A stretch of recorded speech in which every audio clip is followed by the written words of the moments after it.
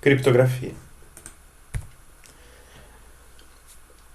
Criptografia é a utilização de técnicas que tornam uma mensagem original, que nós chamamos de texto claro, tornam essa mensagem original em um texto confuso, uma mensagem confusa, incompreensível para qualquer pessoa que não seja o destinatário da mensagem.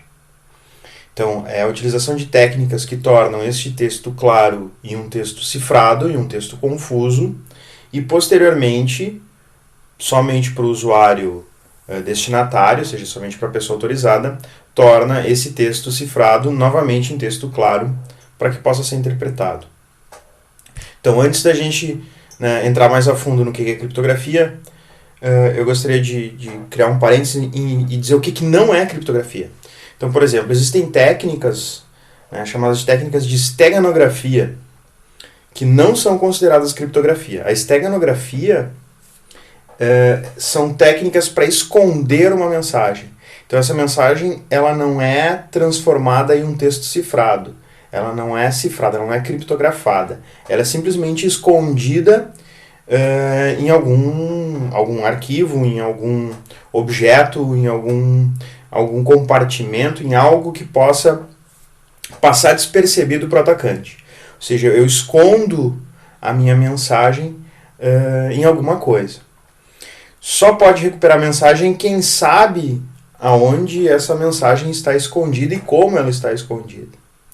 Então, por exemplo, eu posso pegar um arquivo qualquer e embutir esse arquivo dentro de uma imagem, dentro de um vídeo, dentro de um arquivo de música e enviar essa imagem, por exemplo, para o destinatário.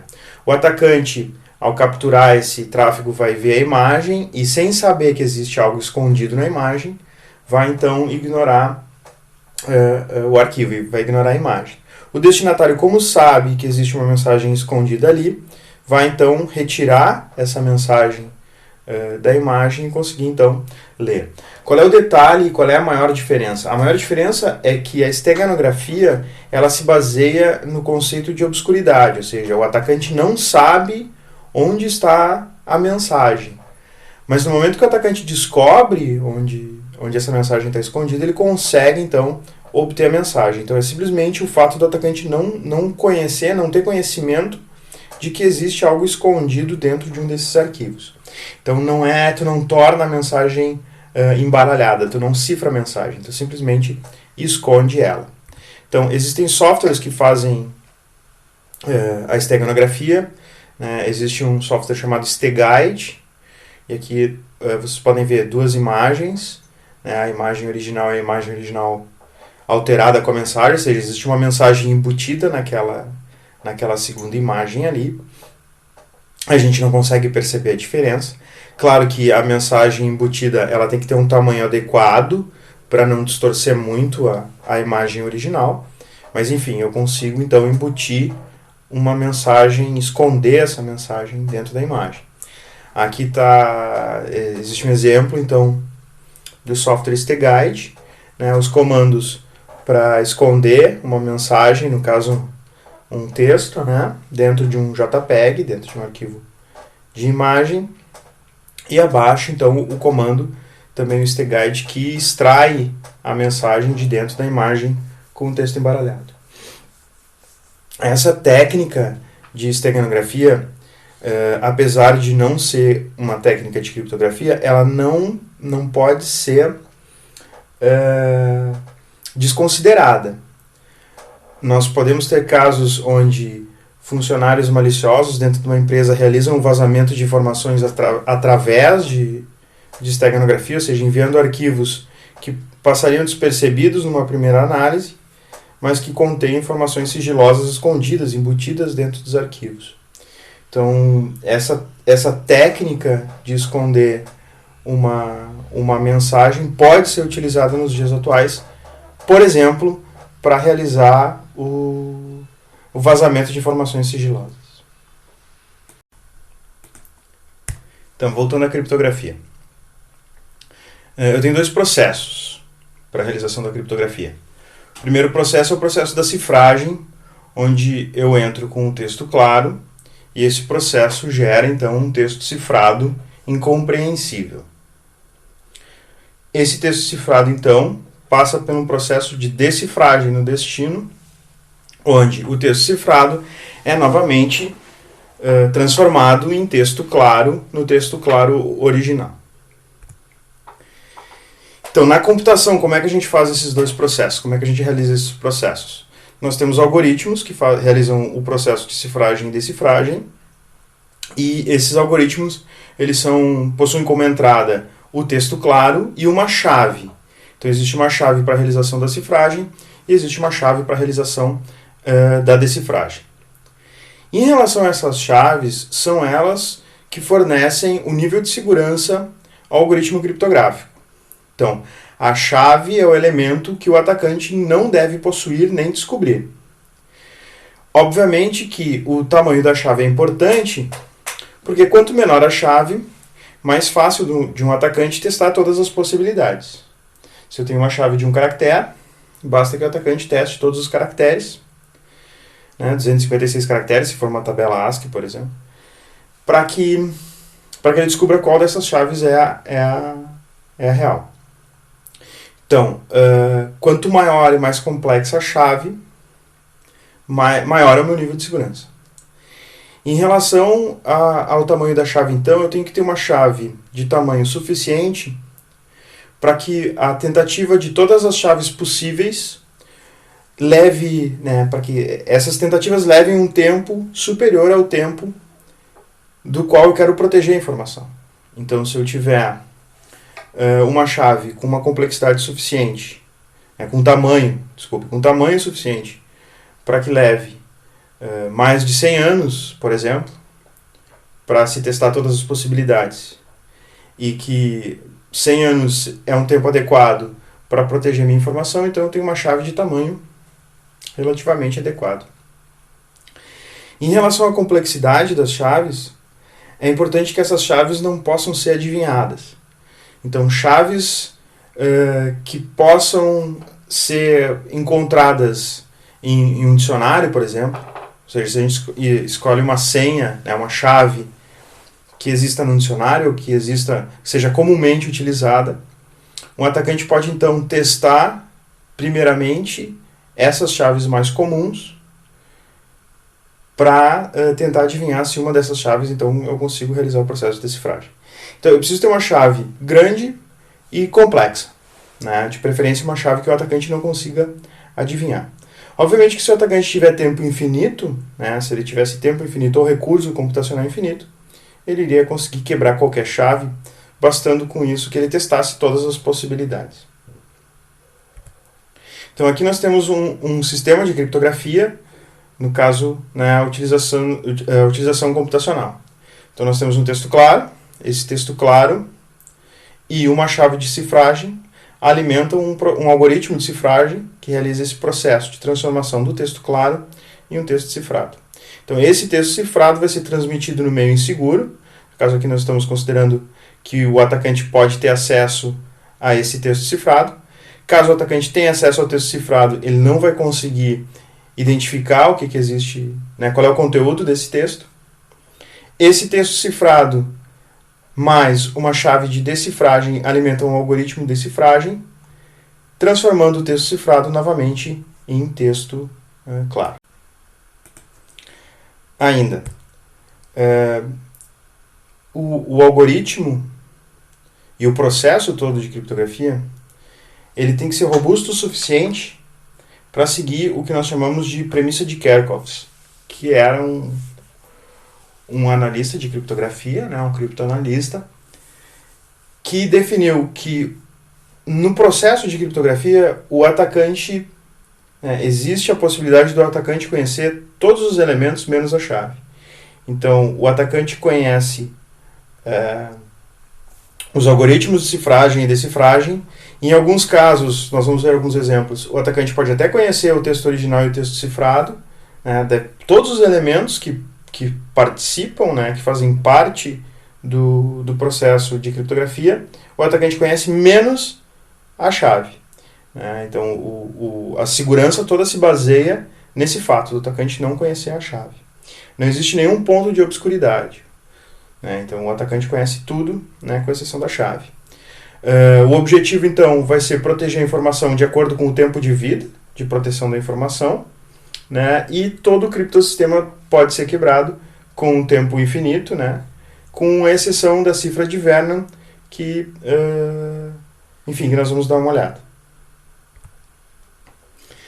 O primeiro tipo de criptografia que nós vamos ver é a criptografia simétrica. A criptografia simétrica possui apenas uma chave. Então, a mesma chave utilizada no algoritmo de cifragem é utilizada também no algoritmo de decifragem. Então, são algoritmos que nós chamamos de chave única. Então, é uma chave para cifragem e decifragem. São algoritmos extremamente performáticos, né? Possuem um desempenho super bom, são rápidos. Porém, existe um problema que nós chamamos de problema de logística de chaves. Ou seja, se a chave utilizada para cifrar é a mesma chave utilizada para decifrar, como fazer para enviar a chave até o destinatário? Então, imaginando uma comunicação online, como fazer para que a mesma chave seja utilizada tanto no remetente quanto no destinatário, e como enviar essa chave, né, de uma forma segura. Então, como resolver o problema de logística de chaves? Então, se nós imaginarmos as redes sem fio, por exemplo, elas utilizam um sistema baseado em semente. Nós vamos ver também no algoritmo RC4 qual é esse princípio. Mas, enfim, existe um segredo compartilhado entre as estações. Esse segredo é configurado no ponto de acesso, no roteador sem fio, e também configurado nas estações. Então, a logística desse segredo compartilhado não é realizada através da rede, ela é feita manualmente. Ou seja, o administrador deve entrar na configuração do roteador sem fio, cadastrar a senha wireless, que nós chamamos, né? Cadastrar esse segredo, e depois ir até a estação e manualmente cadastrar também o mesmo segredo. Então nós temos o mesmo segredo compartilhado com o access point, né, com o ponto de acesso e com todas as estações, só que esse segredo é configurado manualmente, sem a utilização da rede. Por que nós não enviamos o segredo através da rede? Porque o atacante poderia então capturar o segredo compartilhado e então todo o nosso, né, o nosso sistema de segurança estaria comprometido, né? Então, a parte de logística de chaves, no caso das estações sem fio, ela é feita manualmente. Alguns exemplos de algoritmo de criptografia simétrica. Então, algoritmos mais simples, né? Por exemplo, o algoritmo de deslocamento, né?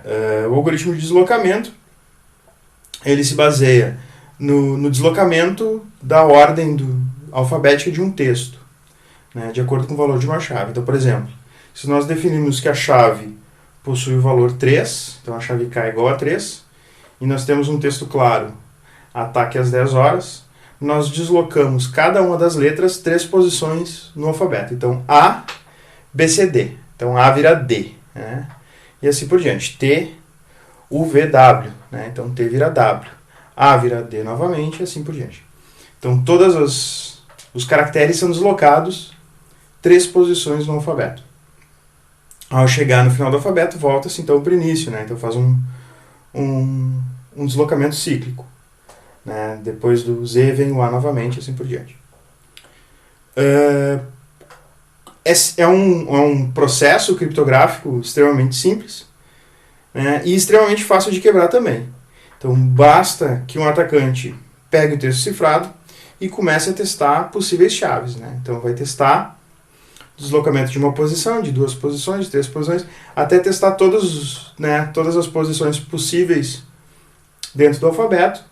Quando a frase fizer sentido, né, ele então vai identificar que descobriu qual era a chave de cifragem e decifragem. Como exemplo, temos esse software, né, de deslocamento. Então, opções, vamos cifrar, teste de mensagem em texto claro, por exemplo. Vocês podem ver que aqui esse texto já é cifrado de acordo com a chave. Então, se eu deslocar aqui a chave, né, eu tenho o meu texto cifrado, então, através de um deslocamento de X posições. Então, por exemplo, se eu utilizar, né, a chave 25, eu posso pegar esse texto, né,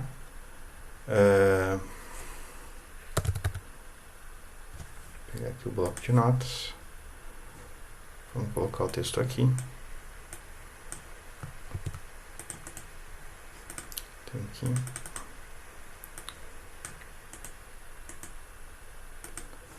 Copiar. Então aqui está o meu texto cifrado. Eu posso então pegar, apagar tudo, né? Então agora eu pego o meu texto cifrado, coloco aqui. Primeiro passo a opção para decifrar, agora eu tenho acesso aqui e vou então testar todas as chaves, né? Todas as posições, até que alguma delas faça sentido. No momento que eu encontrar uma que faz sentido, então eu consegui quebrar meu processo de criptografia. Então é uma tarefa trivial para um computador, né, realizar a decifragem nesse tipo de algoritmo criptográfico. Então, um algoritmo criptográfico bastante primário utiliza uma chave simétrica, né, para fazer então essa função de deslocamento. Um outro algoritmo, né, um outro processo criptográfico é a utilização de substituição, né? Então, para que se aumente a complexidade do processo, e com isso o nível de segurança, ao invés de se trocar a mensagem apenas modificando a posição do texto, né, a posição das letras, né, dentro do alfabeto no texto, o que se faz é que se cria um mapa dos caracteres. Então, por exemplo, ao invés de escrever a letra A, se passa a escrever a letra C. Ao invés de letra B, a letra X e assim por diante. Então, se cria um mapa de caracteres onde se vai substituir os caracteres de uma forma, né, pré-definida, porém sem seguir um padrão. Então não existe um deslocamento padrão. Esse deslocamento segue uma definição feita no momento da escolha da chave. Então a chave é esse mapa de substituições. Então, utilizando o algoritmo de substituição, esse sistema como exemplo, nós teríamos um texto original,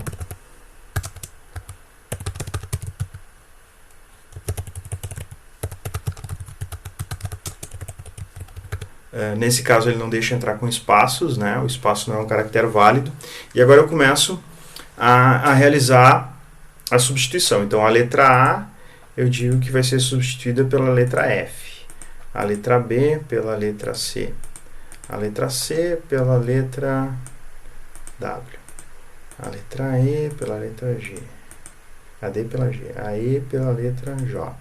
Então aqui eu vou criando meu mapa, né, para fazer o embaralhamento.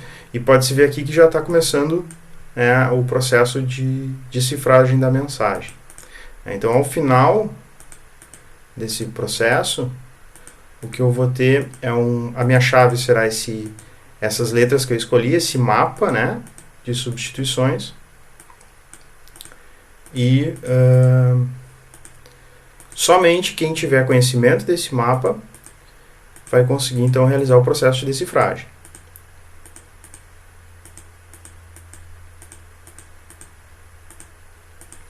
E assim vai. Então, nessa técnica, esse mapa serve como chave, porém, as letras elas são sempre substituídas pelo mesmo caractere. Então, aqui no exemplo, né, o A será sempre substituído pela letra C. E o que existe é que os textos, nos seus respectivos idiomas, cada caractere possui uma determinada probabilidade de aparecer. Então, por exemplo, em português, nós sabemos que a maioria das ocorrências das letras dizem respeito à letra A e à letra E. Então, basta que nós analisemos o texto cifrado e buscar dentro desse texto qual é o caractere que mais aparece, provavelmente esse caractere será a letra A. Então, para eu realizar a quebra do processo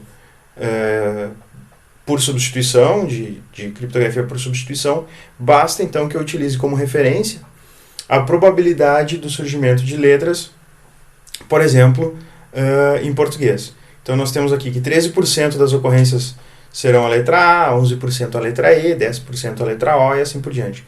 Então se eu tiver um texto grande o suficiente para que ele tenha uma distribuição probabilística adequada das letras, basta que eu utilize então essa tabela, conte os caracteres e remonte, né, consiga substituir novamente as letras de acordo com essa tabela e monte o meu mapa de decifragem. Então, esse processo também é extremamente simples para um criptoanalista, né, desde que ele saiba, obviamente, qual é a língua, né, qual é o idioma no qual o texto foi escrito, e ele tenha um grande volume de informações cifradas, né? Então ele tem um texto cifrado com uma distribuição probabilística adequada. Um outro exemplo um pouco mais complexo também é o algoritmo de Vigenère. Ele é similar ao deslocamento, porém, ao invés de definir um mapa, né, ao invés de criar um mapa de substituição, onde todas as letras serão sempre substituídas pela mesma letra, né, pelo mesmo caractere, o que ele faz é definir uma chave. Aqui no exemplo eu defini uma chave chamada teste. Então a minha chave é teste. O que o processo de cifragem faz?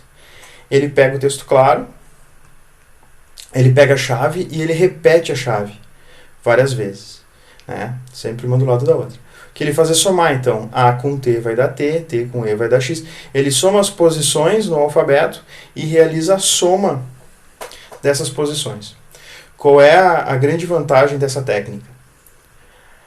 Conforme o valor da minha chave, a letra A vai ser substituída aqui pela letra T, e nesse outro caso aqui, a letra A vai ser substituída pela letra S. Então, eu consigo, através da utilização de uma chave, né, que vai ser repetida, enfim, através da utilização dessa chave, eu consigo criar um mecanismo onde as letras não vão seguir uma identidade probabilística, né, que a gente tinha no algoritmo simples de substituição, né. Porém, mesmo assim, ainda é possível que eu realize uma análise em cima dos caracteres baseada na probabilidade do tamanho de chave. Então vamos ver como é que funcionaria isso. Então no Vigenère, eu vou pegar um texto original aqui, eu peguei um texto do Wikipedia, né? Os algoritmos de chave simétrica, também chamados de sistema de chave simétrica, da criptografia de chave única. Então é um texto, né? Aí eu defino uma chave, teste, e eu executo o processo de cifragem. Então aqui está o meu texto cifrado, né? Então vamos pegar esse texto aqui, colocar ele no bloco de notas. Então o que acontece? Vamos apagar aqui todo o texto. Apagar aqui. Apagar aqui. Agora, utilizando uma solução computacional, ou seja, um algoritmo computacional para realizar a decifragem, o que eu vou fazer é, analisando esse texto, mesmo ele sendo pequeno, né, analisando esse texto, eu consigo fazer com que esse algoritmo identifique, no primeiro momento, qual é o tamanho da chave mais provável. Então, existe 10,17% de chance que a chave possua 5 posições. Primeira posição, ele vai tentar decifrar. Existe 17%. Então, é uma análise probabilística que diz que a letra T provavelmente seja a primeira posição, que a letra E é a segunda, a S é a terceira. Então, existem técnicas que fazem com que esse algoritmo seja quebrado e que eu consiga resgatar, então, o meu texto original, mesmo fazendo o embaralhamento das palavras, utilizando então uma chave repetida. Qual é o problema dessa técnica? O problema dessa técnica é que a chave ela é repetida. Se eu possuir uma chave de caracteres aleatórios, de mesmo tamanho da mensagem, então eu conseguiria fazer um deslocamento completamente aleatório do meu texto. Então eu não teria uma assinatura probabilística do texto, eu não conseguiria realizar a decifragem. Essa técnica onde eu realizo o deslocamento com uma chave completamente aleatória do mesmo tamanho do texto, ou seja, eu não repito a chave nunca, essa técnica é chamada de one-time pad, e essa técnica ela é impossível de decifrar. De decifrar não, ela é impossível de quebrar. Por que ela é impossível de quebrar? Imaginem que eu tenha uma palavra de 3 posições, 3 caracteres. Vamos pegar uma palavra olá. E que a minha chave de cifragem seja RX... deixa eu parar o processo de decifragem. Tá. RX, então, aqui olá. Minha chave RXH eu vou cifrar. Então agora, o que eu tenho? Eu tenho uma mensagem com o mesmo tamanho da minha chave. E esse aqui é o meu texto cifrado. Pois muito bem, se eu pegar a palavra original era olá, mas se eu for fazer o processo de tentativa de quebra, eu não tenho uma análise probabilística suficiente para descobrir qual é o tamanho da chave. Então vamos imaginar que eu descubra que o tamanho da chave é 3 posições. Né? Então eu vou tentar analisar a primeira posição. De novo, eu não tenho... Né, aqui o algoritmo se perdeu, aqui ele está dizendo que 100% é que seja a letra F, não é. Então eu tenho aqui a possibilidade de ter chaves, por exemplo, que a minha chave seja AA, por exemplo. Né? Daí, meu deslocamento virou 0, porque a chave A, mas existe então a possibilidade de eu testar outras chaves. Ou, por exemplo, eu posso testar a chave, e aqui obviamente que eu testei antes, né? F, X, T, que vai me dar a palavra alô. Observem que a palavra inicial era olá, mas agora eu tenho uma palavra que faz sentido. Então, eu posso testar chaves e diversas palavras com 3 letras, ou códigos, 1, 2, 3, XYZ, ou seja lá o que for. Eu vou encontrar textos originais que façam sentido a partir de uma chave. Então, se eu tiver a chave do mesmo tamanho que o meu texto original tendo 10 posições, e eu tendo a chave de 10 posições, eu vou encontrar uma chave que vai me gerar um texto de 10 caracteres que faz sentido, e eu vou encontrar uma outra chave que gera um outro texto de 10 posições que também faz sentido. Então eu vou encontrar todos os textos de 10 posições possíveis a partir de chaves aleatórias. E o atacante, então, apesar de em um determinado momento conseguir decifrar, imaginando o tempo infinito, né? Então, em um determinado momento ele consegue decifrar, mas mesmo assim ele nunca vai ter certeza de qual dos textos que faz sentido é o texto correto. Então, mesmo ele conseguindo decifrar, ele nunca vai ter certeza de qual das mensagens é a mensagem correta. Bom, agora mais para a parte computacional, vamos analisar um algoritmo de criptografia simétrica extremamente rápido, que utiliza uma única operação lógica para realizar tanto o processo de cifragem quanto decifragem. Essa operação lógica é um XOR, um ou exclusivo, que é realizado bit a bit. Então vamos imaginar que eu tenho essa sequência de bits como meu texto claro. Defino então que a minha chave vai ser essa outra sequência de bits. Observem que eu tenho aqui uma chave do mesmo tamanho do texto claro. Né? Então, bit a bit. Então, o que acontece? De alguma forma, eu realizo a logística de chaves, eu faço então que essa chave seja transmitida, né, seja recebida pelo destinatário. Né?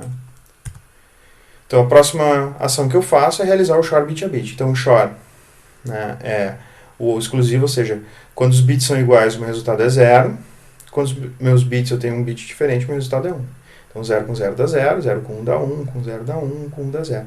Então aqui 0 com 0 dá 0, 0 com 1 dá 1, 1 com 0 dá 1, 1 com 0 dá 1, 0 com 1 dá 1, 1 com 1 dá 0, assim por diante. Então aqui eu realizo o meu XOR e esse aqui é o meu texto cifrado. Transmito o meu texto cifrado até o destinatário, que já possui a chave, e realizo novamente a operação XOR. Então aqui 0 com 0 dá 0, 1 com 1 dá 0, assim por diante. E vocês podem notar então que o resultado dessa operação de XOR do texto cifrado com a chave é o meu texto claro. Então eu tenho aqui a mesma sequência de bits. Então é uma operação extremamente simples, né? Eu realizo um XOR bit a bit entre um texto claro e uma chave, e o destinatário da mensagem realiza novamente um XOR entre o texto cifrado e a chave e obtém o texto claro. Do ponto de vista do atacante, né, é fácil ou não de quebrar esse processo, né, esse algoritmo criptográfico? Se nós analisarmos cada um dos bits cifrados, o que o atacante tem é a seguinte situação. Bom, aqui, nessa posição, eu tenho um bit 1. O que pode gerar um bit 1? Bom, ou eu tenho o meu texto 1 e minha chave 0, ou eu tenho o meu texto 0 e minha chave 1. São as duas únicas possibilidades de gerar um bit 1. E eu tenho uma probabilidade de 50% de chance de ser esse caso e 50% de chance de ser esse outro caso. Então aqui eu não tenho como identificar o que é o meu texto claro e o que é a minha chave. Da mesma forma, aqui eu tenho o bit 0, eu posso dizer que ou o meu texto era 0 e a minha chave era 0, ou o meu texto era 1 e minha chave era 1, também tenho 50% de chance de cada uma dessas possibilidades. O que nos leva, então, exatamente à mesma situação do one-time pad. Ou seja, eu tenho, por uma sequência de n bits, eu tenho chaves que me geram qualquer texto de n bits que faça sentido ou não. Então, se, por exemplo, eu estou analisando 3 bits, 0, 1, 0, né, em 3 bits eu vou ter 8 possibilidades de texto claro, 000, 0101, 010, 011, 100, 100, 101, 101. Ou seja, eu tenho todas as possibilidades, né, todas as combinações de 3 bits, e com uma chave que vai me gerar sempre 010, sempre o meu texto cifrado. Ou seja, eu nunca vou saber qual desses 8 textos claro, né, é o verdadeiro, mesmo que eles façam sentido. Então, se a gente extrapolar isso para um byte, por exemplo, né, eu vou conseguir encontrar, fazendo a tentativa de quebra do algoritmo, eu vou conseguir encontrar sempre uma chave criptográfica que vai me gerar a sequência que eu quiser em 8 bits. Eu vou conseguir encontrar qualquer letra, né, dentro do meu texto, desde que ele tenha 8 bits. Se eu tiver um conjunto de 24 bits, ou seja, 3 letras, eu vou ter a mesma probabilidade para todas as combinações de 3 letras possíveis. Então eu tenho exatamente a mesma situação do one-time pad. Se eu tiver 1 GB de texto cifrado, o atacante vai encontrar uma chave onde esse 1 GB vai resultar num texto que faz sentido, vai resultar numa carta, vai resultar num código-fonte de alguma coisa, então vai resultar em qualquer texto que faça sentido que tenha 1 GB. Ele vai conseguir encontrar todas as possibilidades em 1 gigabit, né, fazendo ou não sentido essas possibilidades. Então o atacante nunca vai saber dos textos que fazem sentido que ele encontrou, qual o texto correto. Bom, então qual é o problema? Por que a gente não utiliza, né, essa técnica, já que ela é inquebrável, né, do ponto de vista do atacante? Existem várias coisas que a gente precisa analisar em relação à utilização do XOR bit a bit. Então, a primeira delas, em relação à utilização da chave. Eu posso, ao invés de utilizar uma chave do mesmo tamanho da mensagem, utilizar uma chave pequena, menor, e ficar repetindo ela, que nem o Vigenère. Eu posso fazer isso? Não. Por que não? Vamos imaginar o seguinte ataque. Eu tenho aqui um servidor X. Esse servidor X está conectado num link sem fio, né? Existe um caminho aqui, um enlace sem fios, né? Aqui a gente pode imaginar a internet e aqui nós temos o atacante. Então o atacante ele pode gerar um determinado pacote, vou imaginar um ping aqui, que vai ser enviado para o servidor X. E esse enlace sem fios utiliza então uma criptografia Shor bit a bit. O que vai acontecer com esse ping? O ping vai ser encaminhado, né, pelo atacante, vai chegar no enlace sem fios e vai ser transmitido cifrado. Então, o atacante, utilizando uma antena sem fios, utilizando uma placa de rede sem fios, captura esse pacote que ele mesmo gerou cifrado. Então, o que o atacante tem nesse momento? Ele tem o original, que ele mesmo criou, e ele tem esse texto, né, esse pacote original, cifrado. O que ele pode fazer, então? Ele pode realizar um Shor entre o texto cifrado e o texto original e obter a chave. E essa é a fraqueza do Shor bit a bit, ou seja, se eu tenho o texto claro e eu tenho o texto cifrado, e eu faço um Shor bit a bit entre o texto original e o cifrado, eu obtenho, então, a chave. Ou seja, se o atacante faz isso e obtém um pedaço da chave, e esse pedaço de chave é repetido de tempos em tempos, o atacante vai então conseguir quebrar sempre aquela parte dos textos cifrados, ele sempre vai conseguir decifrar, ele sempre vai conseguir quebrar a parte que usa aquele trecho de chave que ele obteve. Então, eu não posso repetir minha chave, a chave deve ter o mesmo tamanho da mensagem e eu continuo com um problema de logística de chaves. Então, imaginando que eu quero utilizar essa técnica para transmitir 1 GB de informação, o que eu vou precisar é de uma chave de 1 GB e eu vou precisar que essa chave de 1 GB seja entregue de uma forma segura ao destinatário. Então, eu vou ter que gravar uma mídia, botar num pendrive a minha chave e levar em mãos até, né, o destinatário de uma forma segura. Bom, aí eu levo o texto mesmo, né, dentro desse pendrive, não preciso transmitir. Então eu tenho esse problema de logística de chaves, eu tenho esse problema de que a chave tem que ter o mesmo tamanho que a minha mensagem. Solução para isso.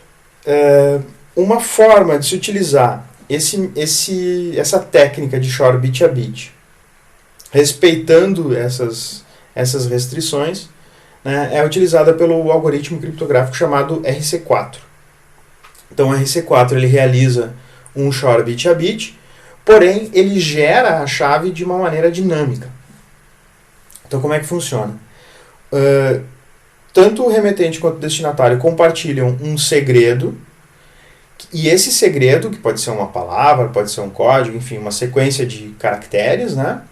Esse segredo compartilhado é utilizado como uma semente para um algoritmo de geração de chaves pseudo-aleatórias. Então eu tenho um algoritmo chamado de Pseudo-Random Number Generator, ou seja, gerador de números pseudo-aleatórios. O que significa um algoritmo, né? O que faz um algoritmo de geração de números pseudo-aleatórios? Ele recebe como entrada essa semente, né, esse segredo, e ele gera uma sequência de números que parece aleatória. A partir dessa sequência de números que são gerados, um atacante não consegue descobrir qual foi a semente utilizada. O algoritmo tem que garantir isso. E se eu alimentar novamente a mesma semente para o algoritmo, ele tem que gerar a mesma sequência de números pseudo-aleatórios. Então, ele gera uma sequência a partir de uma semente. Se eu utilizo a mesma semente um tempo depois, ele vai gerar exatamente a mesma sequência. E a partir dessa sequência, eu não consigo fazer o processo inverso e descobrir qual foi a semente. Então, aqui analisando como é que funciona o RC4.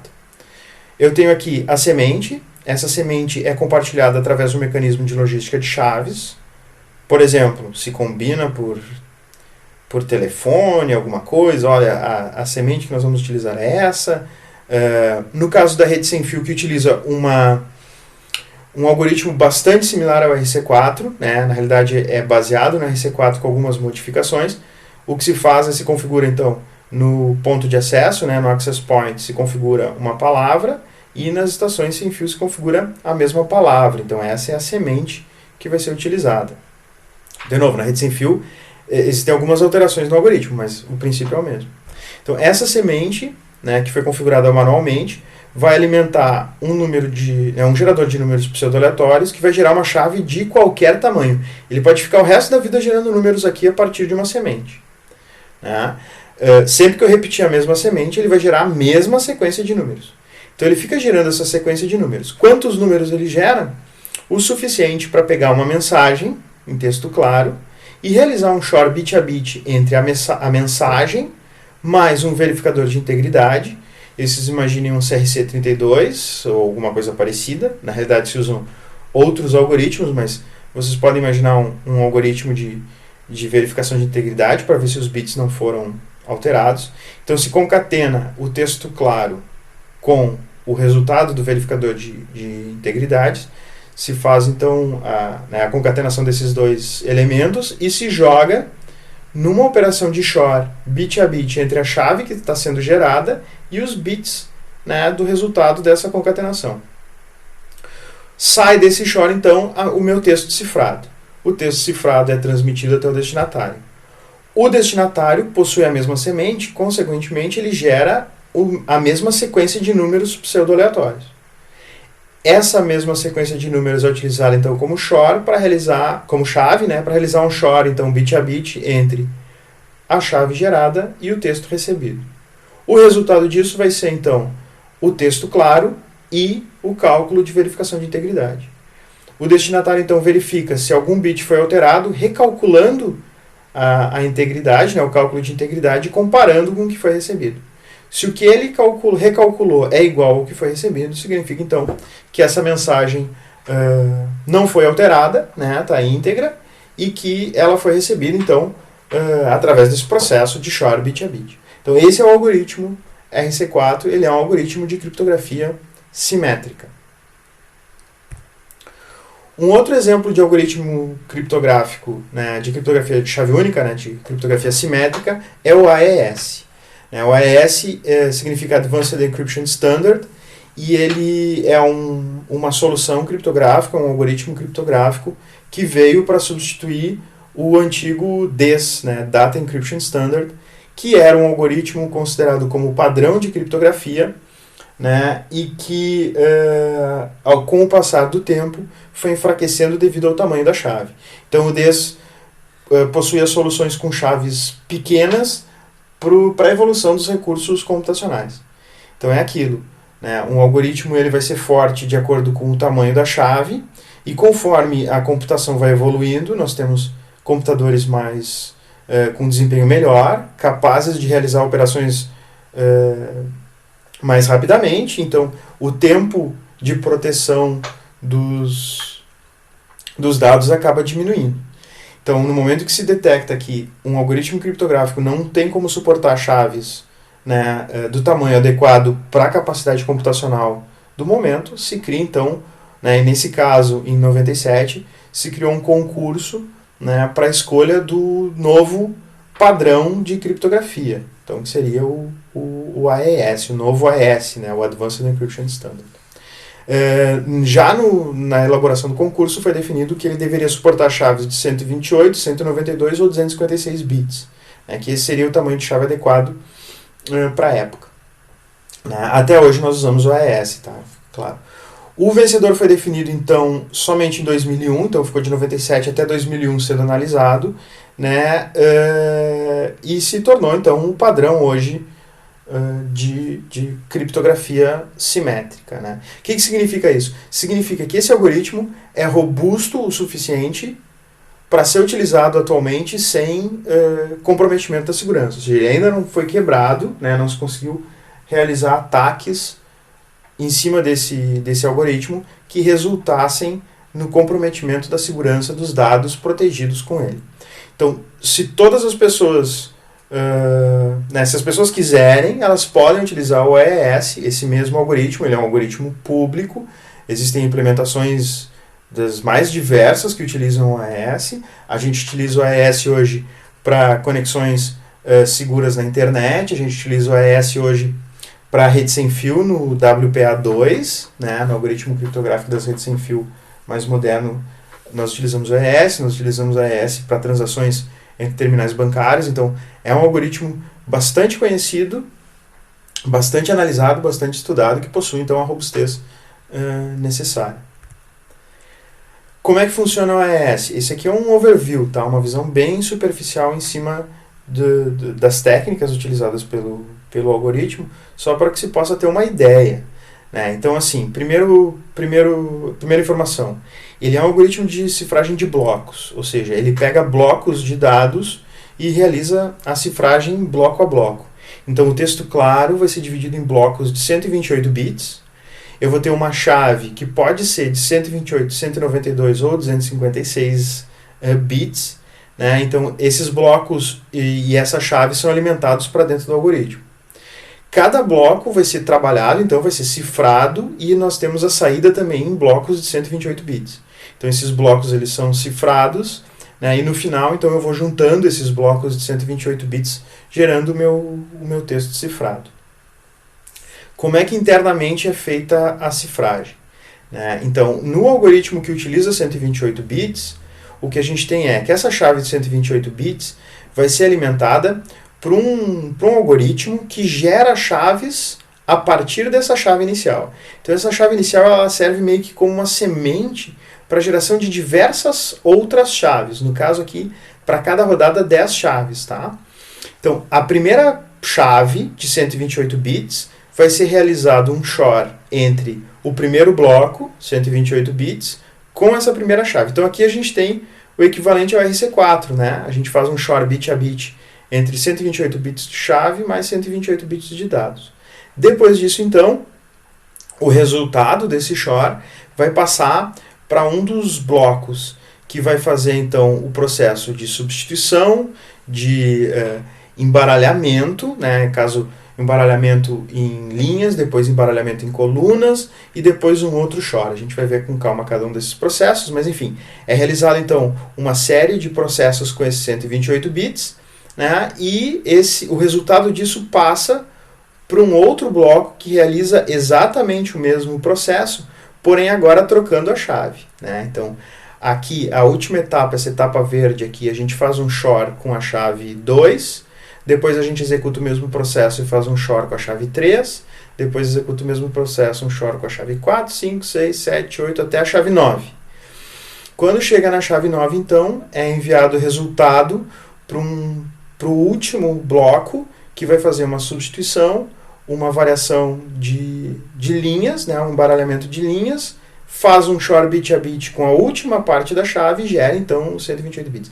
Então, assim, é um algoritmo que realiza diversas rodadas de substituição de bytes, de embaralhamento de bytes e de XOR com partes de chaves, né, com chaves geradas, para fazer, então, um processo de criptografia. Então, assim, por exemplo, o processo de substituição, que é esse primeiro processo aqui. Então, o primeiro bloco é recebido, é feito um XOR com a primeira chave, e então ele entra para a parte de substituição.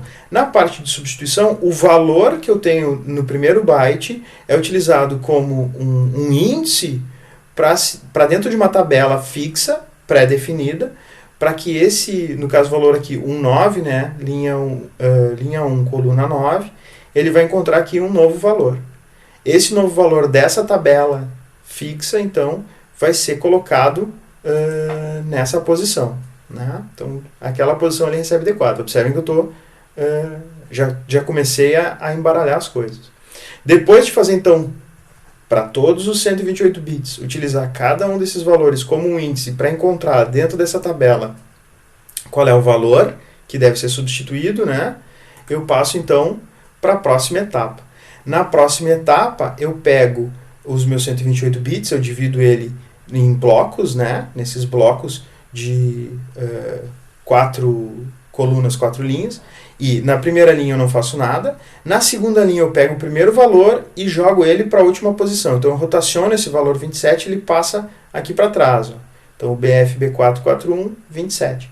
Né? Então eu faço aqui esse embaralhamento. Depois eu pego as duas posições e rotaciono. Depois eu pego 3 posições e rotaciono. Então aqui eu estou fazendo um embaralhamento em linhas. Né? Depois desse embaralhamento, então, eu realizo um embaralhamento em colunas, que na realidade eu pego o valor e realizo um cálculo matemático em cima desse valor, né, gerando um resultado. Esse cálculo matemático também é fixo, né, baseado numa matriz. Então essa matriz vai me gerar um resultado. Esse resultado eu substituo então o valor, né, dessa posição, desse byte. A mesma coisa eu faço com todos os demais. Pego essa segunda linha, realizo, né, o processo, o cálculo matemático a partir dessa matriz e assim por diante, né, gerando os resultados e substituindo então toda a minha, né, os meus 128 bits com o resultado. Por fim, né, a última etapa desse primeiro bloco, eu pego o resultado, né, de todo esse embaralhamento e realizo um short bit a bit com a chave, no caso aqui, né, vai ser a chave 2, né, a segunda chave gerada a partir da minha chave mestre, né, a partir da minha semente, e vou gerar então uma nova, né, um novo estado, né, uma nova sequência de 128 bits. Essa sequência então vai ser repassada, vamos voltar aqui, né? Então, isso tudo que a gente viu é o primeiro passo, né? No caso aqui, o primeiro bloco. Então, primeiro eu faço um short bit a bit com a primeira chave, depois eu entro nesse bloco, faço todas aquelas operações que a gente viu, faço, por último, um short bit a bit com a chave 2, realizo todo esse processo de novo, né, 9 vezes, cada vez com uma chave diferente, e aí no último bloco, então, eu realizo só a substituição e o deslocamento e faço um short. Aqui a gente tem um exemplo de todos esses 10 passos, né? Aqui o primeiro estado, faço primeiro só um short bit a bit, depois eu realizo então a substituição, desloco nas linhas, desloco nas colunas, faço um short com a chave 2, gero esse resultado. Esse resultado, faço a substituição, troca de linhas, troca de colunas, short bit a bit, tenho esse resultado. Short bit a bit, esse resultado. Tá aqui, substituição, linha, coluna, short, né, tal. Né? Chegou lá no final, a última coisa que eu faço faço a substituição, a troca de linha, faço um short bit a bit, só não faço a troca com coluna, faço um short bit a bit e tenho então, né, o bloco de 128 bits final, que vai formar então o meu bloco cifrado. Então esse aqui é o meu bloco cifrado. Então observem que o AES ele é uma mistura de todas as técnicas. Ele é substituição, ele é deslocamento, ele é short bit a bit, ele é uma união de todas as técnicas criptográficas que a gente deu uma olhada por cima, para a formação então de um algoritmo bastante complexo, né? Mas que faz um embaralhamento bastante robusto. Então, esse algoritmo ninguém conseguiu quebrar ainda.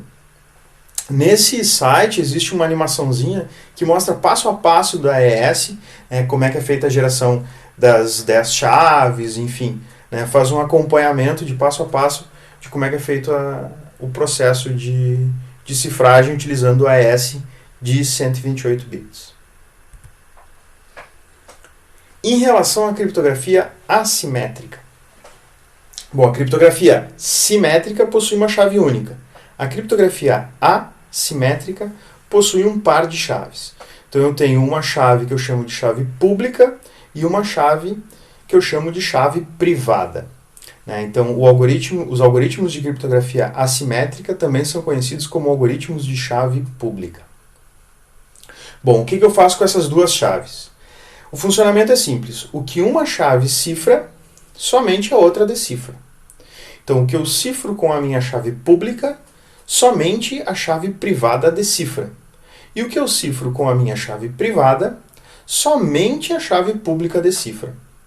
Tá? Então, eu tenho um processo que é um pouco mais lento, que é a criptografia simétrica, porém, com essa estrutura de chaves, eu resolvo um problema muito sério, que é o problema de logística de chaves.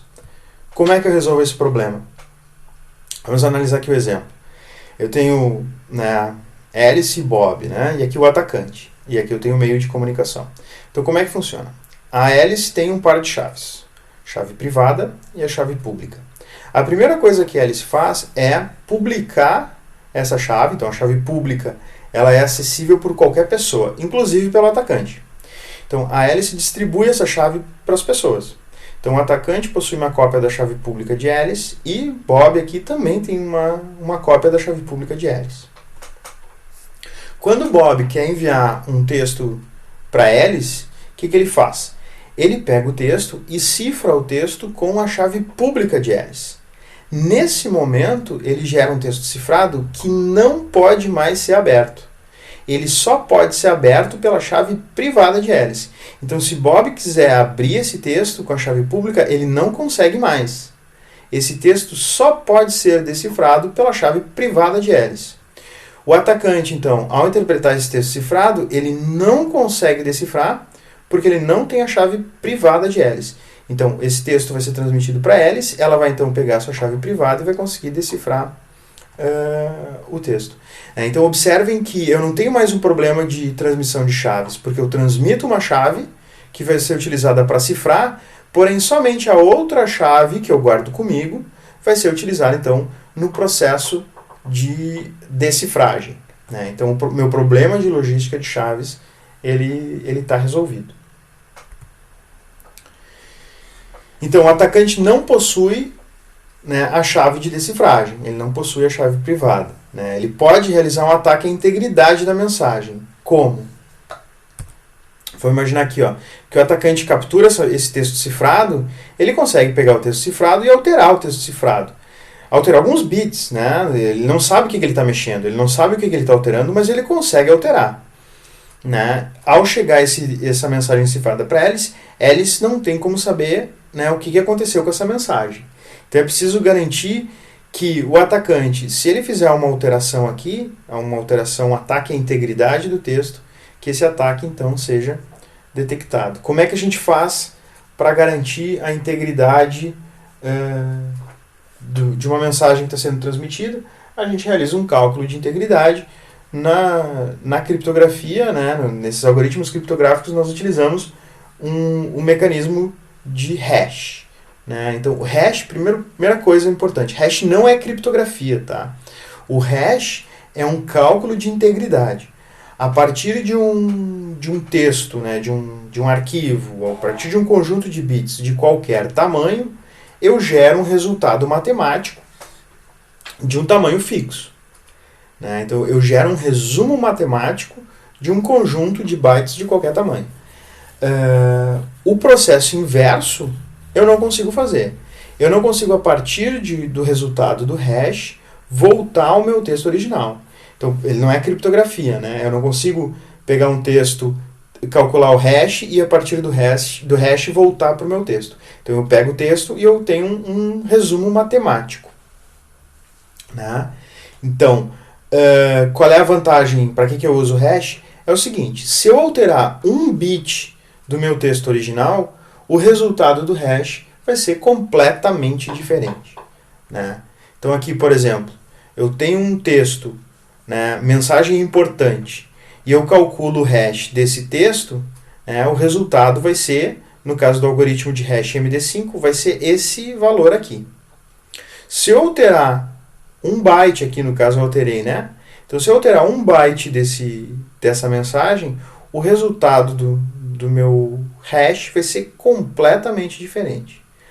Então, ao utilizar um algoritmo de hash como MD5, SHA, Raval, enfim, entre todas as opções que nós temos de cálculo de hash, ao utilizar um desses mecanismos, eu consigo detectar caso o atacante realize uma alteração no meu texto original. Como é que eu faço para detectar? Eu envio junto com a mensagem o resultado do hash. Ao receber essa mensagem, o destinatário então recalcula o hash, refaz esse cálculo matemático, e se o valor der o mesmo que eu enviei, significa então que a mensagem está íntegra. Então, ao receber uma mensagem com cálculo de integridade, o destinatário calcula novamente e verifica se houve alguma alteração dessa mensagem em trânsito. Um outro exemplo de uso de hash é para armazenamento de senhas de usuários, por exemplo. Então aqui Nesse exemplo, eu tenho um cadastro de um novo usuário em um sistema. Pode ser um sistema web, pode ser, enfim, um sistema desktop, o que for. Como eu faço para armazenar senhas de usuários, né, sem armazenar a senha realmente, né, sem deixar a senha deles, né, desses meus usuários, em um banco de dados. Então, o que a gente faz? Né?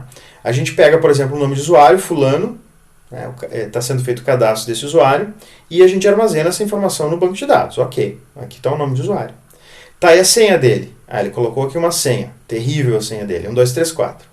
Calculamos o hash dessa senha. Então, a partir desse momento, a gente não consegue mais saber a senha original que ele digitou, né? A gente só tem o hash da senha. A partir do hash da senha, eu não consigo descobrir qual foi a senha criada, né? A senha original. Então, o hash, o que eu faço? Eu pego esse hash e eu concateno esse hash com um sal. O que é esse sal? É um conjunto de caracteres randômicos, um conjunto de valores randômicos, que eu coloco junto com esse hash inicial, e eu calculo o hash de tudo isso aqui. Então aqui eu estou embaralhando mais, né? Chegando num valor novo de hash. Esse sal, esses números randômicos, eu pego e armazeno eles em texto claro aqui no meu banco de dados. Então o que eu tenho no banco de dados? Eu tenho o sal que eu usei, o hash resultado da concatenação do hash da senha com o sal e o nome do meu usuário. O que acontece quando, enfim, eu tenho essa informação no banco e o usuário resolve se logar? Ele entra com o nome de usuário, fulano, eu procuro na minha base de dados onde é que estão os dados dele, está aqui os dados dele. Ele entra com a senha, eu calculo novamente o hash da senha dele, e aí eu pego o sal, que está armazenado em texto claro, concateno com o hash da senha, calculo novamente o hash de tudo isso aqui e comparo com o que eu tenho no meu banco de dados. Se o resultado for o mesmo, significa que ele entrou com a senha correta. Tá, por que eu faço todo esse trabalho? Primeiro, armazenar a senha direto no banco de dados não se faz, né? Se alguém roubar o banco de dados, vai roubar a senha dos meus usuários. Além disso, o administrador vai ter acesso à senha de todo mundo, o que não é legal. Então, o administrador não tem que saber a senha de ninguém. Então, primeira etapa. Já de cara eu calculo o hash da senha. Então, a partir desse hash eu não consigo descobrir qual é a senha. Ok.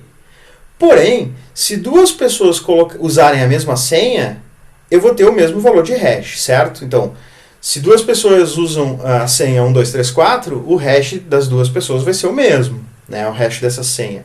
Então, o que eu faço para garantir que, se duas pessoas possuem a mesma senha, eu não vou armazenar no banco de dados o mesmo valor? O que eu faço é, eu pego esse valor e eu misturo com o sal, né? Com o tempero aqui. Então, eu pego um valor aleatório e eu misturo com o hash da senha. Então aqui, se duas pessoas têm a mesma senha, no momento que eu escolho sal diferente, né, eu escolho dois valores aleatórios diferentes, o que vai acontecer é, ao calcular o hash disso tudo, eu vou ter um valor aqui completamente diferente para essas duas pessoas, mesmo que elas utilizem a mesma senha. Então eu vou ter no meu banco de dados, vai acabar tendo um sal diferente para cada pessoa, e aqui hashes diferentes, né, valores diferentes para essas pessoas. Então, se um atacante consegue capturar o meu banco de dados, mesmo assim ele não vai saber quais são os usuários que usam a mesma senha, né, não vai ter acesso às senhas. Então, o que o atacante teria que fazer? Ele teria que pegar, por exemplo, um dicionário de senhas, com as senhas mais comuns, né? Ele teria que pegar, então, para cada usuário, ele teria que pegar qual foi o sal que o sistema gerou, concatenar com o hash dessas senhas mais comuns, recalcular o hash disso tudo e ver se bate. Então é muito importante que ninguém use uma senha que seja uma palavra que esteja em algum dicionário ou que seja uma senha comum, justamente para que o atacante não consiga obter sucesso nesse processo todo. Então esse é mais um exemplo de como se utiliza o hash, né, de uso de hash. Uma coisa muito importante, se vocês algum dia cadastraram a sua senha em algum sistema e vocês clicam lá em esqueci minha senha, por exemplo, e esse sistema devolve para vocês a senha de vocês, é porque ele foi mal feito. né? Se a senha de vocês pode ser recuperada do sistema, é porque o sistema não está armazenando a senha de vocês dessa maneira. Ele está armazenando direto no banco de dados a senha de vocês em texto claro. Então, sempre que vocês esquecerem a senha e forem tentar recuperar, o processo correto é que seja cadastrada ou uma senha temporária ou que seja dado acesso para que vocês cadastrem uma senha nova. Sempre que isso acontecer, ou seja, que vocês forem convidados a cadastrar uma senha nova porque a senha antiga não pode ser recuperada, vocês não podem garantir nada. Não dá para saber se a senha de vocês é armazenada ou não no banco, porém, é um indício de que as coisas não estão tão escancaradas quanto poderiam estar. Voltando para os processos criptográficos, né, de criptografia assimétrica. Uma outra coisa que dá para fazer quando a gente usa algoritmos de chave pública, ou seja, criptografia assimétrica, é o processo de assinatura digital. O que é a assinatura digital? Sempre que alguém cifra uma informação com a sua chave privada, quem tem a chave pública consegue decifrar. Então, se eu assino um documento, ou seja, se eu cifro um documento com a minha chave privada, eu estou garantindo que todas as pessoas que possuem a minha chave pública vão conseguir abrir esse documento. O que significa abrir um documento com a chave pública de uma pessoa? Significa que realmente foi essa pessoa que cifrou aquele documento. Então é uma forma de garantir a autenticidade, é uma forma de garantir a assinatura daquele documento. Então, quando eu cifro uma mensagem com a chave privada, todos que possuem a chave pública, ou seja, todo mundo, consegue validar a autenticidade do texto, né? Eu não tenho a garantia da confidencialidade, porque todo mundo consegue abrir, porém eu garanto a autenticidade daquele texto. Então vamos ver agora um processo completo utilizando o par de chaves, onde eu tenho confidencialidade, autenticidade e integridade das mensagens. Vamos lá. Então, primeiro momento. Tanto Alice quanto Bob possuem um par de chaves. Então eu preciso que Alice tenha a chave privada e a chave pública de Alice e que Bob tenha a chave pública de Bob e a chave privada de Bob. Bob manda a chave pública para Alice, dele, né? E Alice manda a chave pública dela para Bob. O atacante pode possuir as duas chaves públicas, não tem problema nenhum. Bob então quer enviar uma mensagem para Alice. O que ele faz? Ele pega essa mensagem e ele calcula o hash da mensagem. Então faz o cálculo, né, aquele, por exemplo, do MD5. Ele pega o hash da mensagem e cifra só o resultado, só o hash, com a chave privada dele. Por que ele fez isso? Agora, todo mundo consegue abrir o hash do Bob com a chave pública de Bob. Isso significa que realmente foi Bob quem gerou esse hash. Bom, se significa que foi Bob quem gerou esse hash, e se eu sei que se eu alterar um bit na minha mensagem original, o hash vai dar um valor completamente diferente, eu estou garantindo que realmente foi Bob quem escreveu aquela mensagem. Porque o Bob escreveu a mensagem, calculou o hash, ou seja, o hash ele é daquela mensagem, se eu recalcular o hash vai me dar o mesmo valor, e ele assinou aquele hash. Ele cifrou aquele hash com a chave privada dele. Se eu enviar o documento agora dessa forma, o que vai acontecer? Alice vai conseguir abrir o hash, o atacante vai conseguir abrir o hash. Os dois conseguem decifrar. E os dois conseguem ver que realmente essa mensagem gera o mesmo hash. Então essa mensagem não foi alterada. Se o atacante quiser alterar a mensagem, ele nunca vai conseguir calcular um novo hash assinado por Bob. Então ele não consegue alterar mais a mensagem. Então mesmo ele tendo acesso ao conteúdo desse texto, ao conteúdo dessa mensagem, ele não consegue reproduzir essa dupla mensagem e hash assinado, porque ele não tem a chave privada de Bob. Então, ao cifrar o hash, Bob está realizando um processo equivalente ao assinar toda a mensagem. Ela não pode mais ser alterada sem que seja detectada essa alteração. Bom, Todo esse resultado aqui, ou seja, a mensagem e o hash assinado, são enviados então para um algoritmo criptográfico que vai cifrar tudo isso com a chave pública de Alice, gerando então um texto que só pode ser aberto agora com a chave privada de Alice. Ao enviar esse texto, o atacante não consegue entender nada do que existe aqui dentro. Tá? Então, ao receber o texto, Alice pega, a primeira coisa que ela faz é abrir esse texto utilizando a sua chave privada. Então ela abre o texto, gerando então, né, o texto original e o hash assinado. Ela consegue então ter acesso ao texto e, pegando o hash, ela consegue, a partir do uso da chave pública de Bob, verificar se realmente foi Bob quem assinou aquele hash. Ela obtém o valor, ela recalcula o hash e compara. Realmente, essa mensagem então não foi alterada. Então, nesse momento, Alice sabe que essa mensagem foi recebida apenas por ela, confidencial, então, né? Porque só ela consegue abrir com a sua chave privada, que essa mensagem não foi alterada, porque o cálculo do hash dá o mesmo valor, e que essa mensagem foi escrita por Bob, porque ela verificou a assinatura digital de Bob em cima do hash da mensagem. Então, ao receber essa mensagem, Alice tem a garantia de que só ela recebeu essa mensagem, ninguém mais leu, de que foi realmente Bob quem escreveu a mensagem e de que a mensagem não foi alterada no meio do caminho por um atacante. Bom, qual é o problema da utilização desse mecanismo de chave assimétrica para transações de fluxo, ou seja, transações do tipo conexão com sites e esse tipo de transação que requer mais uma troca de dados bastante intensa? É que esses algoritmos de chave assimétrica, eles não têm um desempenho bom, eles são lentos.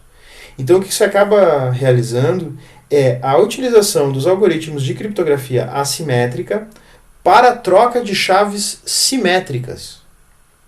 Ou seja, a gente usa o par de chaves para realizar a troca de uma chave simétrica, como, por exemplo, a chave a ser utilizada no AES.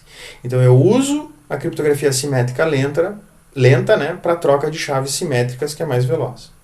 Então, a mensagem inicial trocada entre as pontas vai ser a semente compartilhada na criação de um canal simétrico. Como assim? Funciona assim. Eu tenho o Alice, por exemplo. Vamos imaginar agora que Alice é um navegador e que Bob é um servidor web. Então, o servidor possui um par de chaves. Possui a chave pública e a chave privada. Quando o navegador se conecta no servidor, a primeira coisa que o navegador faz é ele requisita a chave pública do servidor. O servidor envia a chave pública para o navegador. O navegador, então, cria uma semente, né, uma chave simétrica aleatória. Então, ele gera essa chave aqui naquele momento. Ele cifra essa chave utilizando a chave pública do servidor e envia esse texto cifrado para o servidor. O servidor decifra utilizando sua chave privada e obtém, então, a chave simétrica criada pelo navegador. Agora, tanto o servidor quanto o navegador possuem a mesma chave. Eu tenho aqui a solução para o meu problema de logística de chaves. Então, eu tenho aqui a chave simétrica, aqui eu tenho a chave simétrica, eu posso utilizar, então, essa chave para alimentar, por exemplo, o AES, ou o RC4, ou o algoritmo criptográfico simétrico que for.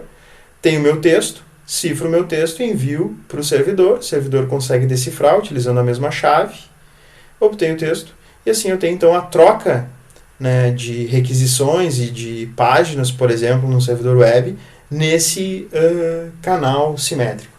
Então, eu uso a criptografia assimétrica para resolver um problema, que é o problema de logística de chaves.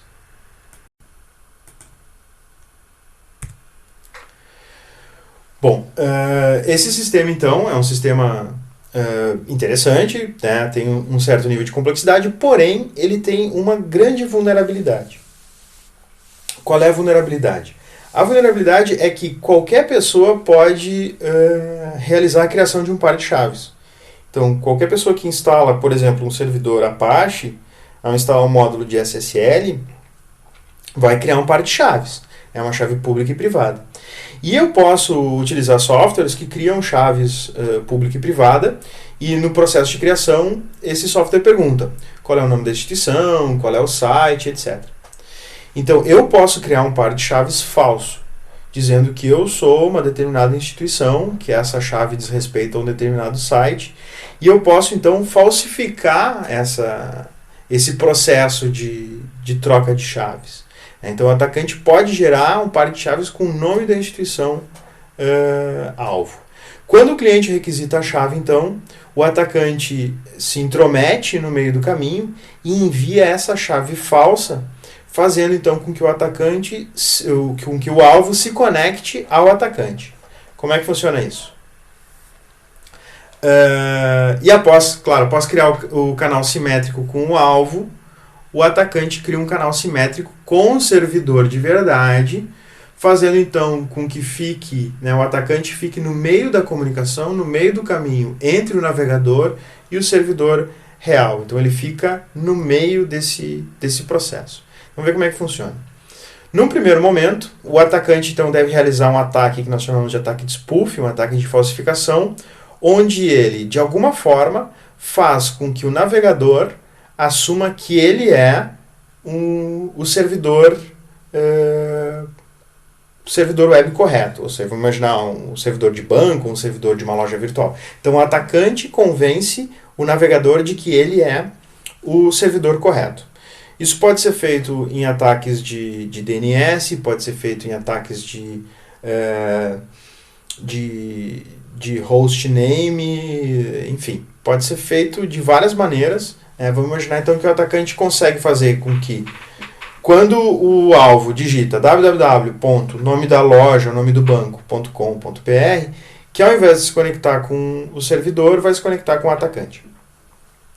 Feito isso, então, quando o navegador deseja se conectar, ele vai se conectar com o atacante e o atacante vai mandar uma chave pública falsa para o navegador. O navegador, então, vai receber essa chave pública falsa, vai gerar uma chave simétrica, vai cifrar a chave simétrica com a chave pública falsa e vai enviar para o atacante. O atacante recupera, então, porque ele tem a chave privada falsa, né? Recupera a chave simétrica, ambos têm uma chave simétrica igual, né? Então, ambos criam um canal criptográfico simétrico, ou seja, aqui o navegador vai pedir o site da loja, por exemplo. Bom, chegou essa informação no atacante. O que o atacante faz? O atacante se conecta no servidor de verdade, se fazendo passar por um navegador. Então, o atacante se conecta no servidor da loja, por exemplo, e esse servidor envia a chave pública verdadeira para o atacante. O atacante gera uma nova chave simétrica, não precisa ser a mesma, gera uma chave aqui, cifra com a chave pública do site e envia então para o servidor web. O servidor web decifra, obtém a chave simétrica, ambos possuem a mesma chave simétrica, criam um canal simétrico entre eles. Então, o pedido da página que o alvo enviou para o atacante agora envia para o servidor de verdade. O servidor de verdade pega então o site, envia para o atacante então decifra, cifra novamente e envia para o navegador. Então o navegador tem uma conexão que ela é uma conexão criptografada, uma conexão segura com o atacante, e o atacante tem uma conexão criptografada com o servidor web. E o interessante é que todas as páginas que o cliente requisita são fornecidas pelo servidor mesmo.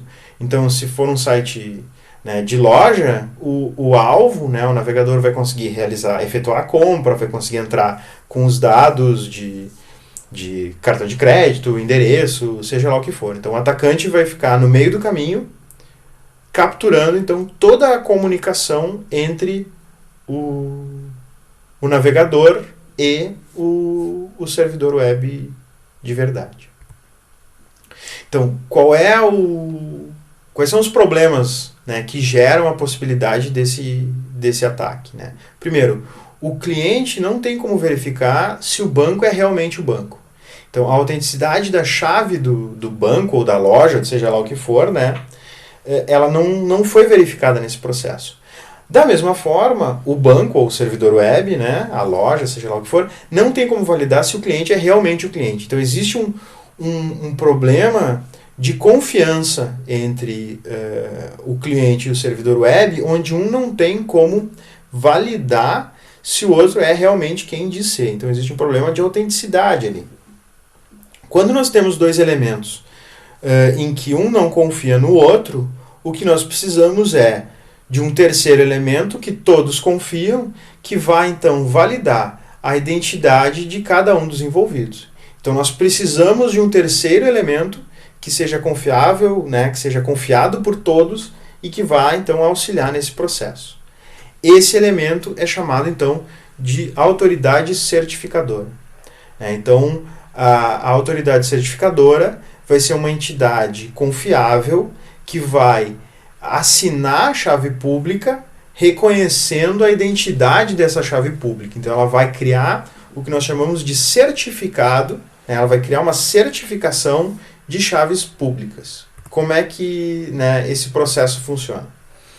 Num primeiro momento, quando nós instalamos um navegador, nós instalamos o Chrome, Internet Explorer, Firefox, seja o navegador que for, esse navegador já possui um conjunto de chaves públicas de autoridades certificadoras confiáveis.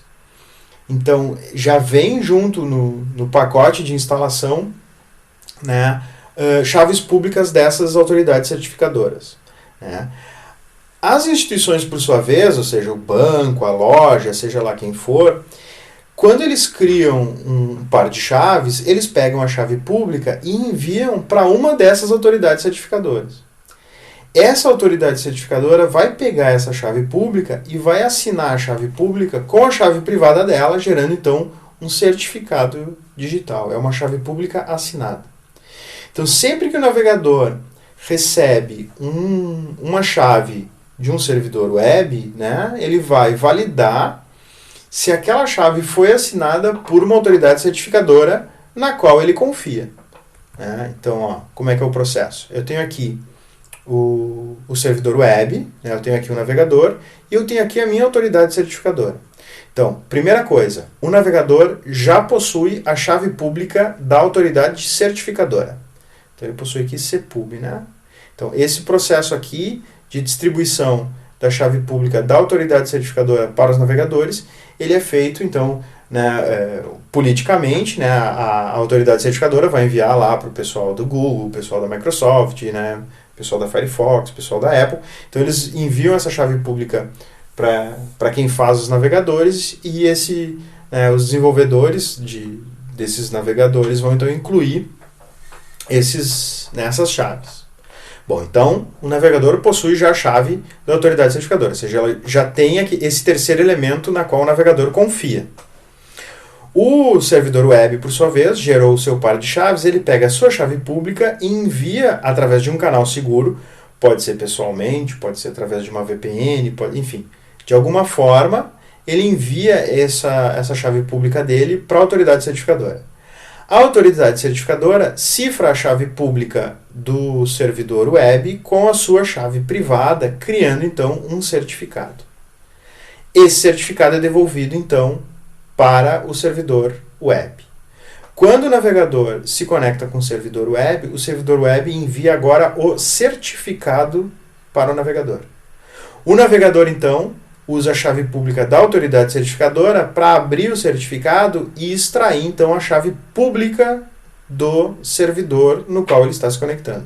Então, esse processo garante, então, que esse certificado foi realmente emitido por uma autoridade certificadora válida. A chave pública, então, do servidor web é utilizada no processo normal agora. É criada uma chave simétrica, é cifrada com a chave pública do servidor, é criado, então, um texto cifrado que vai ser enviado para o servidor decifra com a sua chave privada, obtendo então a chave simétrica, ambos possuem a mesma chave simétrica e é criado um canal simétrico para então requisição e troca de mensagem. Agora, né, todo o processo é certificado por uma autoridade certificadora. O atacante não consegue reproduzir esse certificado aqui, porque ele não tem como assinar um certificado com uma chave privada da autoridade certificadora. Né? Então, esse processo não pode ser reproduzido por um atacante. Né? Então, Sempre que eu vou realizar a criação de um certificado, ou seja, o servidor vai gerar um certificado, ele tem que pagar para a autoridade certificadora para que ela crie o certificado. Então, é em torno de $1.500 por um ano, por exemplo, né, um certificado da VeriSign. Que é um valor bastante razoável e tal, para uma loja ou para um banco, seja lá o que for.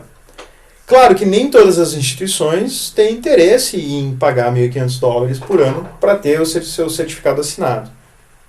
Então, muitas instituições de ensino, né, centros de pesquisa e tal, eles não criam esse certificado. Se eu não tenho certificado, o que acontece? O navegador não tem como validar se aquela chave que eu estou enviando, se ela é confiável ou não. Então não tem como o navegador distinguir se está caindo no ataque man in the middle, né, no ataque de homem no meio do caminho, ou se ele está acessando simplesmente um servidor que optou por não pagar por um certificado. Então vai aparecer, essa mensagem já é uma mensagem que já tem alguns anos, enfim, mas vai aparecer aquela mensagem de erro dizendo, olha, essa conexão não tem como validar a segurança, a confiabilidade dessa conexão. Alguém pode estar se fazendo passar pelo servidor web. Então o navegador vai apresentar essa mensagem para o usuário e o usuário então vai decidir se ele opta por continuar naquela conexão ou se ele não vai dar sequência. Se o usuário optar por continuar naquela conexão e estiver acontecendo o ataque man in the middle, bom, aconteceu o ataque man in the middle. Né? O navegador não vai mais impedir nada. Se o usuário decidir não continuar, então ele não vai acessar o site. Então aí já entra muito a parte da cultura de segurança. Um usuário que não entende a mensagem de erro pode mandar prosseguir e cair num ataque man in the middle. Um usuário mais preocupado pode interromper a conexão e aí vai dar um reload, vai tentar conectar novamente, vai aparecer a mesma mensagem e aí provavelmente ele vai aceitar. Então existe um nível de cultura de segurança que tem que estar de acordo para que um usuário não caia no ataque de man in the middle. Ao mesmo tempo, as instituições que não possuem um certificado reconhecido pelos navegadores, elas estão correndo o risco de que a conexão entre elas e os seus usuários caiam num ataque do tipo man in the middle. Então o usuário decide se aceita ou não a conexão. Caso se esteja utilizando, por exemplo, num ambiente empresarial, se existe um site, existe um servidor web, a gente quer que essa conexão com o servidor web seja segura, utilizando todo esse processo de criptografia, ou seja, utilizando o HTTPS. E eu não quero pagar por um certificado, eu quero utilizar um certificado que eu mesmo gerei, sem contar com uma autoridade certificadora. Tem como eu evitar que a mensagem de erro apareça para os meus clientes internos, ou seja, para os meus usuários internos? Tem. Basta que eu instale o meu certificado autogerado, que eu mesmo criei, eu posso instalar nos meus navegadores. Então eu instalo e aí os meus navegadores não vão mais apresentar aquela mensagem de erro. Bom, se eu posso pegar um certificado que eu mesmo criei, que não foi gerado por uma autoridade certificadora e eu posso instalar no navegador, um atacante pode fazer a mesma coisa. Então, uma outra situação que pode ocorrer é um atacante com acesso ao navegador do alvo instala o seu certificado falso no alvo e faz com que o navegador confie no seu certificado falso. Então a mensagem de erro não vai aparecer. Então o usuário vai, ao acessar aquele site, vai cair no ataque de man in the middle sem que a mensagem de erro seja apresentada para ele. Isso significa, nunca se deve utilizar uma máquina, um computador, que não se confie, que não se tenha segurança em cima do que foi instalado ou não nesse computador, para realizar acessos a coisas sensíveis. Então, utilizar, por exemplo, um computador num cybercafé para realizar o pagamento de alguma conta, para realizar a compra de alguma coisa e tal, se corre o risco de se estar caindo num ataque do tipo man in the middle, e não se vai perceber o ataque, porque o navegador não vai apresentar mensagem nenhuma. Um outro tipo de ataque que ficou famoso, que usa o man in the middle, aconteceu com os computadores da Lenovo, fabricados a partir de setembro de 2014. Então observem que nem sempre o atacante ele é ele é um marginal, enfim. Nesse caso, o atacante foi a própria indústria, né? Então, esses computadores da Lenovo, eles vinham já com o sistema operacional instalado, né?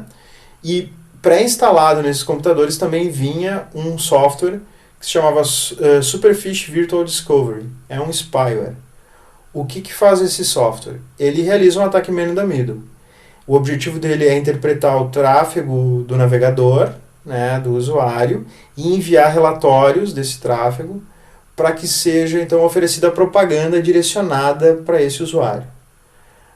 Então, os computadores possuíam nos navegadores uma autoridade certificadora instalada, que era a Superfish, e cada vez que o usuário realizava uma conexão HTTPS, esse certificado era apresentado para o navegador aceitava, e esse software que estava instalado na própria máquina do usuário realizava então o man in the middle, para coletar informações de navegação. Então, diversos navegadores, né, o próprio Internet Explorer, Opera, Chrome, né, já estavam afetados com esse certificado já instalado. Então, foi um exemplo, né, uma situação bastante complicada. Uma outra possibilidade, então, como eu falei, é a empresa, né, uma instituição, ou seja lá o que for, decidir por criar os seus próprios certificados. Então é possível a instalação de uma autoridade certificadora dentro da empresa. É possível que a chave pública dessa autoridade certificadora seja instalada nos navegadores, nos clientes de e-mail e assim por diante, criando uma infraestrutura de chaves públicas dentro da instituição. Então a gente chama essa infraestrutura de chaves públicas de PKI, né? Public Key Infrastructure, ou de ICP, Infraestrutura de Chaves Públicas. A implementação é relativamente complexa, eu preciso ter então uma autoridade certificadora, um software instalado num computador que seja mantido com um nível de segurança bastante alto. Esse software vai então gerar certificados para todos os meus servidores e possivelmente para usuários, então eu posso ter assinatura digital de documentos por usuários, validação de documentos por servidores de validação, eu posso garantir níveis de integridade, autenticidade e confidencialidade dentro da troca de mensagens entre usuários e entre sistemas. Né? Então, claro que eu vou ter um aumento de complexidade, principalmente no que diz respeito à gerência de chaves. Então, se um usuário realiza a cifragem de uma informação utilizando sua chave pública e perde a sua chave privada, eu não vou mais conseguir abrir aquela informação. Então, a gerência de chaves ela tem que ser bastante controlada, né? Tem que ser implementada de uma forma ao administrador ter controle em cima das coisas para garantir que não se vá ter problemas. Né? Então, eu posso... Para os meus dados armazenados, eu posso utilizar algoritmos criptográficos no local de armazenamento. Então, eu posso criar discos cifrados, eu posso criar partições, eu posso criar diretórios cifrados. No processo de backup, eu posso utilizar criptografia também, bancos de dados, armazenar dados.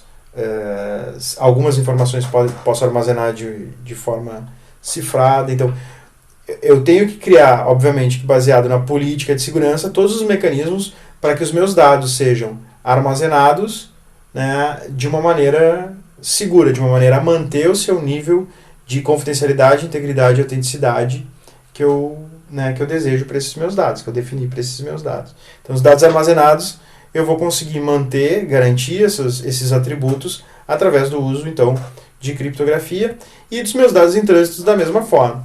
Né? Então, utilizar sistemas criptográficos nos serviços disponibilizados. Então, ao invés de utilizar HTTP, se eu tenho um tráfego sensível, utilizar HTTPS, que usa criptografia mista, que usa, né, o processo todo de certificados. Eu posso utilizar POP seguro, eu posso utilizar IMAP seguro, eu posso utilizar VPNs e assim por diante. Então, com isso, eu garanto, né, os meus níveis de atributos definidos na política. E, por fim, como eu falei, a gente tem que ter cuidado na gerência de chaves. Dados cifrados só podem ser decifrados por quem conhece a chave. Então, esqueceu a chave, ou um funcionário foi demitido e levou a chave junto, ou um funcionário está indisponível e está com a chave com ele, ou sofreu um acidente, enfim. Existem casos de sequestro de dados. Então, um funcionário, um atacante malicioso, invade ou tem acesso a dados, cifra esses dados utilizando então um algoritmo criptográfico robusto e ele só fornece a chave de decifragem mediante pagamento. Né? Então existem diversos ataques que realizam esse sequestro de dados. Então vocês imaginem que uma empresa de repente percebe que o seu banco de dados ou o seu servidor de e-mail possui todos os dados criptografados e recebe de repente uma mensagem dizendo: olha, só vou liberar a chave se você depositar tanto dinheiro em tal conta. Então esse tipo de ataque existe, é uma realidade.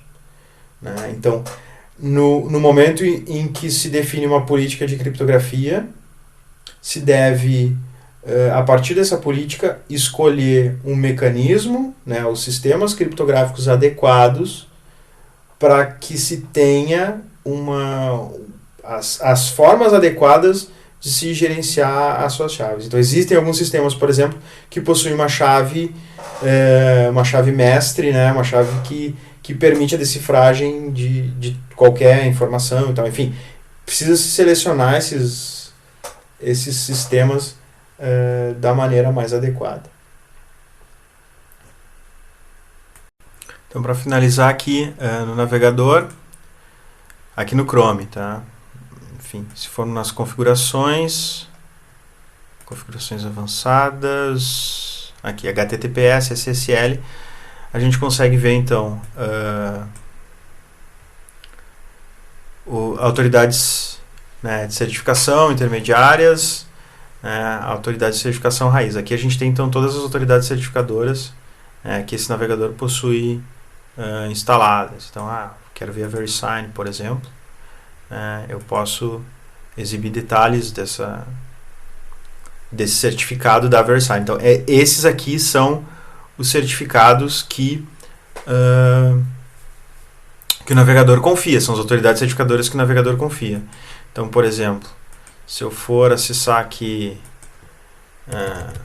Banco do Brasil, por exemplo, for colocar aqui eu posso clicar aqui para ver as informações do certificado. Banco do Brasil e tal, conexão, informações do certificado. Então, esse certificado foi emitido para esse site pela Symantec Classe 3. Então, se eu for aqui nos detalhes do certificado, eu vou ver tudo que esse certificado tem. Então, o certificado versão 3, tem o número de série, tem o algoritmo de assinatura SHA, é aqui emissor, a Symantec. Então, a Symantec, se eu for lá nos certificados raiz, vai estar lá como uma autoridade certificadora, válida, validade a partir desse dia até esse dia, e quem foi que fez para quem é certificado, então no caso para o Banco do Brasil e tal. E aqui a chave pública do banco. Então esses bytes aqui são a chave pública do banco. Então quando o meu navegador recebe esse certificado, ele verifica, o certificado foi assinado por uma autoridade certificadora que eu conheço? Sim, foi. Muito bem, então agora eu vou extrair essa chave pública, que é essa aqui, e vou então criar uma conexão utilizando essa chave pública. Então eu vou gerar uma chave simétrica, vou cifrar essa chave simétrica com essa chave pública e vou enviar para o servidor web. O servidor web, no caso do Banco do Brasil, vai abrir esse texto cifrado, vai extrair a chave, né, simétrica que eu gerei e vai utilizar então para a criação de um canal simétrico, que no caso é o canal HTTPS. Então é assim que o navegador consegue acessar esse site.